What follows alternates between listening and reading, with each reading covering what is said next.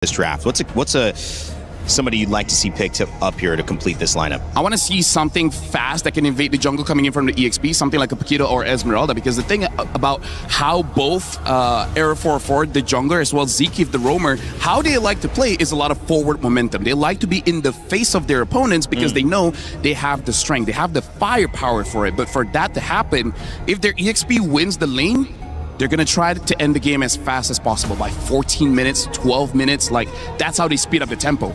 And I feel like, especially for Vamos, having a person like NatGoat in the gold lane makes it a lot easier for them to move around the map. Like, they don't need to go just for neutral objective fights here, because, again, Falcons MENA, they kind of have a combo to control neutral objectives. So who's to say it's all about neutral objectives at this point? You have a winning matchup in mid with the Eudora against the Valentina. You have a very, very mobility-centric composition with the Guinevere and the Atlas. I think they might go strong side gold here. They ban out the Moskov. The Claude could be an answer. They go for the Cho to deal with the Atlas. I wouldn't be too surprised if we see a Bruno here for Vamos. Yeah, honestly, like Natko, as long as he gets a pick that can survive a lot of engage, which, by the way, I kind of feel like, sure, these are 4 scary heroes for Falcons MENA, but I feel like there's quite a few gold laners that can survive that kind of onslaught. So now all we're looking for Vamos here is the gold lane as well as the EXP. The Esmeralda is still up, but they do need a little bit more damage, so I wonder if they want to go for something else. Yeah. In terms of Natko, there's a lot of picks in the gold. There's still the Hire of the Claude, and like you said, the Bruno. I feel like none of those are bad choices here. Well, typically, you know, we've talked about kind of coming into this, the difference between the aggression versus the calculated approach of these gold laners. Natko being, as Mirko had said, just very, very aggressive, wanting to push tempo, but Sano wanting to take his time, get to that late game. They're getting their last couple of picks here. How do you feel this has set that storyline up between two different styles in the gold lane? I feel like having a weak side Claude here for Natko is going to be amazing, especially because it really does feel like they're going to be playing a lot of 4-1, maybe a 1-3-1, but I'm really feeling like a 4-1 formation here for Vamos, letting Natko absorb maybe 2 sides or 2 minions in the gold as well as the mid, and now a Bruno for Team Falcons MENA. I gotta say, for Vamos, I'm liking the idea here, and Falcons MENA, it looks like a very easy to execute draft. Yep. For Vamos, I think it's also pretty easy, right? It comes down to who executes better right now. If Vamos can play the strong side of the map, play around those neutral objectives, win out the skirmishes early on, and it's going to be great. But Falcons MENA, I feel like they have more ways right now to play around their gold lane if that neutral objective loses out. If you think somebody won a draft, is it leaning towards Falcons for you? I'm leaning more towards Vamos. Towards Vamos. Yeah, same. You too, LaFell. It's obviously a great showcase of 2 teams coming in with different strategies. Natko and Sano in the gold lane trying to go toe-to-toe in terms of their dynamic. Will aggression win over calculated patience? And will Error 404 find a way to be the young star that he is? It's our first game of MLBB MSC at EWC 2026. I know 2 guys who are ready to call the action. It's Naisu and Gideon HQ. It took us weeks, if not months, for everyone to make their way here to the Mid-Season Cup in Paris. And we're going to find out the next champion for MSC here at EWC 2026. It's going to be nice, Gideon, to bring you the action to start off our group stage. Gideon, we have to talk about the Eudora. Oh yeah, this is interesting. This is really interesting to see, because most of the time, most people wouldn't even consider Eudora to be part of this particular meta, and Clockwood has already missed a couple of minions, which is already pretty bad look for the start. But the laning phase is by far the hardest part for the Eudora. The Eudora, it went through an interesting change, man. I mean, when it was its older self, you know, she kind of had a one kind of trick, like, here's my ultimate, here's a bunch of damage. But now I know LaFell mentioned it, you know, you can actually do quite a bit of damage just with her first skill even. Yes, yes, that Fork Lightning is now interesting. Now that they've kind of revamped the way that her passive works, especially with the Superconductor. Now, if you look over Troll, right, he's got that little indicator, and that's because that's the Superconductor stack. If he's able to hit with another ability, you can empower it to do some things. Now, Fork Lightning is particularly interesting because now you can start getting some movement speed on top of extra DPS. So you start kiting around these people if you can apply it more effectively. Yeah, one thing too is we got a chance to go ahead and call the games during the wild card. You know, we got to see Falcons MENA make their way through that gauntlet that it was. Again, even those best of ones were pretty brutal. We know that they developed over those weeks, you know, or that week, those days that they had to play. We heard that they didn't even have much practice, you know, but they managed for the first time to get to the points in the group stage here for MSC after all that they've been through. And again, this is a team that we talked about that has this kind of innate synergy between each other, right? They've played together so much on the international stages. Is it going to happen? Air 4-4 is waiting for 30 full seconds until level 4 has been hit. Straight away with a combination, but it's going to get disengaged instantly. Landshaker will buy a little bit of time, allowing Air 4-4 to get on out of there, but the final slash will put Sabat in a compromised position with no flicker. First blood achieve, fatal links as well to combo in, and the power of friendship nets them 4 kills in the first 2 minutes of the game. Hey man, forget the turtle. Let's just go get some bodies, and they'll do this, just that. First turtle's going to be theirs as well for Falcons MENA. What a start. Let's take a look at the replay here, brought to us by STC. I mean, again, man, this was a setup waiting to happen. A flicker, a stolen fatal links for Cuffin was the setup. Yeah, great eyes on Cuffin, actually, because he saw the angles. Like, maybe I can actually get a little bit more. They could have been happy with just 1 kill, but they decided we're going to go above and beyond. And now, unfortunately, that wasted 30-second angle that Arrow 404 was sitting up on that top side forward to try and unlock Sabat has now failed, and now has put him significantly behind, because if you look at Boyad, he's already level 6 to Arrow 404's level 4. Yeah, this is one of the things, again, where, you know, if you're able to go ahead and get these early starts into this game, the current meta that we're seeing, snowball potential can be quite insane, and you're talking about a 2,000+ gold lead already at this point, nearing that 4-minute mark. You're setting yourself up successfully here for Falcons MENA. And across the board, too, Troll, again, one of the, I would say he's a prominent Cho player. This is probably his best, or one of his best picks that he brings to the table. It's what he kind of made a name for himself in their first international experiences. And, you know, now that you have this lead, you can take that chance. Try to set things up. Oh, Troll. Speaking of setting things up, they already have the Wombo combo of a lifetime, but Troll, they don't have enough base damage to kill him just yet. Luckily, he is rocking the tank emblems, able to keep him alive for the time being. But for now, it just goes to show they're just getting stat checked early on in the game. Stat check for now. Here's another. Oh, now once again, getting the superconductor off, but Boyette, well-timed heavy spin. Now, this is the big issue that I'm seeing, right? Because Vamos, they've got a lot of wombo combo tech. If Falcons MENA are in the right place at the right time, that heavy spin kind of counters everything. Same can be said about the final slash at the end, but the fact that everybody has flickers, it really goes to show, yo, we are here to fight, we are here to combo, and that's it. The heavy spin's so good, man. And that's why the Akai, over the course of the past weeks, if not months up to this point, he's been taking a value in terms of picks. Whoa, Troll, I was waiting for it. Already had the way of the dragon, but Sabat manages to get on. Do we see the punish? And yes, it is good. It pulls one more over the wall. Almost unintentionally, but they already saw everything. This is one back, a double kill for Vamos to pull him back into a better position. Hey man, Vamos brings himself back into this game. They should be able to go ahead and take this turtle as well, so they'll even out the objective. Turtle takes.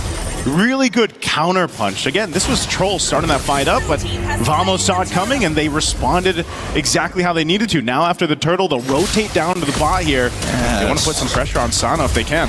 Very, very nice. I like the way that Vamos is taking advantage of this, right? Initially, the game plan is if he just gets Sapat a slight lead in the lane, that lane should be basically done for, and then we can go straight back into team fighting and play for our strong side like Mirko mentioned earlier. Yeah, there's a lot of... Oh, wait, the dragon. Onto Zeke's side? I don't know if that's who you want to kick, you know? I mean, yeah. Here's what... You're just saying hi. Here, I'm going to kick you in the air, you know? I know you're an Atlas, but he might have wanted that here. Oh, on the turret? I don't know. He probably would have wanted the way of the dragon. It'd be nice if he had it, but Nako still has Purify, so it doesn't really matter. Very surprising to see that despite Nako not exactly having the greatest of matchups into this Bruno, that he usually, Bruno usually is the one who takes down the first turret. This time, it's Natko. And Natko's up 700-ish gold, almost to the 700 point, right? This is, yeah, again, one of those cases where you see a lot of gold laners, they just kind of sit in their lane, they do their thing, they get farmed up. I call it the gold lane experience. And for a Claude especially, you want to hit that power spike, right? Those 3 items. Bruno hits it a little bit faster because of just the nature of the hero. But, you know, right now, both gold laners are set off in a really good momentum in their own. This is Zeke actually looking for a potential pick, but not going to happen. Now Natko can just go ahead and switch over sides and continue to farm up. I think what you meant was actually Claude's the one who gets it faster. His items are significantly cheaper compared to like Berserker's Furies and Haas Claws, right, coming in from Sano. So the fact that we're seeing Natko already doing so well, oh boy, this is dangerous. Final Slash coming through and Zeke getting Wombo combo to the ground. But let's see whether Falcons can reach for a little bit more. They decide not to after using 4 ults and they back away. Okay, so no flicker burn. It looks like Falcons MENA. Do they still want to put some pressure here, Troll? They're trying to call it. I think that at least for Trolls, it shouldn't be anywhere close. I'm not 100% sure. This Cuffin definitely can steal an ult. A little look there at Boyette. Here we go. Turtle, third one of the game. Last one here. Fighting for space. Already, spatial migration is good. Now into the Blazing Dew. And Nako somehow is the one who actually takes away this turtle. And now they're on to Boyette. A double kill for Nako so far, and they're not done. Do they have the Fatal Links actually pulled? They've delayed enough time, and Sanji, unfortunately, cannot outplay into 4 members. Okay, the firepower seems to be there for Vamos. They get the turtle. They're looking for more fights, potentially here. Ooh, and now underneath the turret, stolen Fatal Links on towards Nako, but it doesn't matter. He has Purify, gets out of there quick, and now, in fast succession, from that bot tier 1, they've taken away the purple buff. They've taken away the mid turret on top of defending their own jungle. Vamos is taking a whole lot, man. I mean, think about it. Just minutes ago, you have that 2,000 gold lead for Falcons MENA, and it's changed so quickly. You know, the pendulum has now swung over to Vamos. They're knocking down tier 1 turrets now, taking what they can to set themselves up for that first Lord here in about a minute. Looking at the items coming into place. Again, look at the lead between the gold lane. Yeah, it's actually kind of ridiculous. I'm not 100% sure. I think maybe 1 recall is what I spotted out in the laning phase, but then after that, not 100% sure how badly it went for him. But it's great for Nako. Like, this is the gold lane experience that every gold laner prays for. Let's look at the gold distribution for a deeper look. Oh, wait, hold on. Immediately, we find a pick off the support side. The Fatal Links catches onto 3. Heavy spin from Boyette. It's good. They're thinking about it. The combos are just too much. Sanji able to find it into 1 more. They need to get the last 2, but Clockwind and Echo have lost their front line. Beautiful train. What happened to Vamos' positioning on the map, man? I mean, again, we were just kind of talking about how they had this lead. Let's take a look at the replay here. Once again, they just catch on Sapat. The rest of the team gets... Oh, they got heavy. They got heavy spun on, man. That's what happened. Big heavy spin. No way to kind of buffer the spatial migration. And worse yet, it was literally at the edge of the mid lane wall. So a little unlucky. I think Vamos, no sweat to break, but it kind of evens out the gold. Yeah, that's... essentially brought it to an even game for this first Lord now, as both teams fought for position. If you want to look at the upper hand for Vamos, it's they've got a couple extra turrets down, right? So they got a little bit more space to work with on the map. But Lord, and the fact that you also have Nakai in the hands of Boyette, and you have this kind of tanky front line to deal with this, you could potentially set things up off of your own initiation, depending on what Cuffin decides to do with the Fatal Links. He's got his own, so they're going to take their time with this. Oh, look at this. Even Cuffin, Troll is looking for a flank angle. He's sitting around the purple buff, and the rest of the Falcons are actually dancing around this Lord. They don't actually want to take it. They just want to open it up. Fatal Links into 1 so far, right into the spatial migration. It's great, but that's already 2 fat ults already gone. And I'm not sure whether Air 404 is going to get it back up in time if Falcons do decide to rush this. Yeah, it looks like they want to. It's half health on this Lord. Troll still trying to zone out here. Oh, the way of the Dragon already good. Fatal. Oh, wait, Air 4 gets pushed out of it, but he's still, with the spatial migration, gets the Lord in time. Sano in the back line gets caught by Nako, and by then, this fight is already over. They chase the last remaining members, and even with a Lightning Strungent, it might just not be good enough. Cuffin, no more ways to dash. Zeke kills him, and now the score is 9-8. Wow, what a fight from Vamos. Not only were the Lord secured by Arrow 404, but you got to give it to Sapat, man. He zoned out the proper members from Team Falcons. Notco followed through after that. You're going to look at the replay here. Keep an eye on this setup. Again, Lord is secured even amidst all of this. But then where Sapat goes, he even burns the flicker, zones out Sano. So much of your damage profile is gone there. Notco was sticking to him, and that's how he's capitalizing on the kills. What I'm most surprised of the fact that they were able to steal the Lord. Like, everything that could have gone right for Falcons was already in the mix of this piece of bread that they were trying to bake, but unfortunately overcooked. And now Nako getting attacked by the epic spin. Luckily, the Winds of Nature keeps him alive long enough where the Dragon's going to kick him down, but the rest of the team can't even finish it off. Sanji gets him at the very end. Now Clockwind finds the trade. Subpot gets them back, and with the damage dealers gone, this allows Vamos a free in on the attack. For stolen Fatal Links onto 3, but Cuffin can only do so much before he dies. Subpot takes him out, and it's over. Sano takes out 1, and this might be it. Sano finally is skilled just enough with no ults and nothing left. That should be it for Vamos. Ooh, did it cost them though, Gideon? I mean, they lost that base turret. It's a good thing Oh, are they going to chase down Air 404? They can punish this. Yup, into the Violent Requiem. Sano forgot the alt-timers. All right. It was going so well until it wasn't, man. I mean, Sano had the space to work with. Like you mentioned, he hit that power spike where he's actually being able to do some damage. Again, he was, what, 2,000-3,000 gold behind at Natgo, and, you know, that's really what they had to lean on. So, yeah, he's still quite behind, but he's starting to at least do some damage. The problem is in that fight, you know, Vamos lost Natgo, but they have enough damage to actually pull through the fight, enough kind of durability to still duke it out, and that's also partly due to the lead that they have. Oh, Fatal Links onto one so far. They haven't forced this. Sanji is able to get a really good final slash, but doesn't get that backline. Sanji has no way to reset. Tries to get out of the fight, but it's too late. Lapu's in the wakes, and now the heavy spin, unfortunately, can't do much about the scenario. What a catch here, and a lot of battle spells just gone. Yep, that was the mark.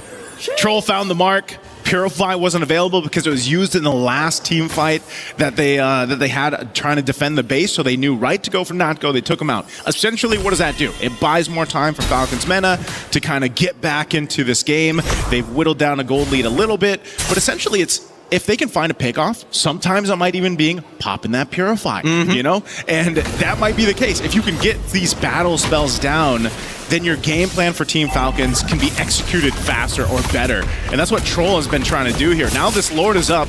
Second one of the game. Troll's going to zone out Clockhoon. They've already used spatial migration at this point. How are they going to close the distance? The backline needs to get zoned out. Sapa jumps in with the bravest fighter, but they're immediately focusing their energy onto Sanji. 50-50 here. Who's going to get it? Sapa flickers forward onto Sano. Blazing Duet as well. Right onto Coffin. Stolen. Fatal Links pulls him away, but that Lord falls into the hands of Clockhoon as they clean up the rest of Falcons, who have to run back and defend the base. Oh man, again, Team Falcons, it looked like they didn't know exactly how to execute the team fight there. And, you know, if Sano is just zoned out the whole time by Sabat, what are you going to be able to do there with your damage? But right now, base turret in the mid will go down. Oh, now trying to make this play. Clockhoon even flickering forward to try to make the wombo combo. Cuffin goes down, and now nobody can clear the wave in time. Sanji, he has an opportunity. He's back up with Troll. They're looking to clear these minions as soon as possible. He's thinking about it, but he needs the help. Final Slash comes on through, but how long can you sustain before it all turns black? Vamos closes out the game 18 to 11. I'm not gonna lie now, Naisu. I see Vamos as these young guns, but this is the first time I've seen them so eager to win. Yeah, this was a game that they knew they wanted to cap out as soon as they saw the light at the end of the tunnel. For game one, anyway. You know.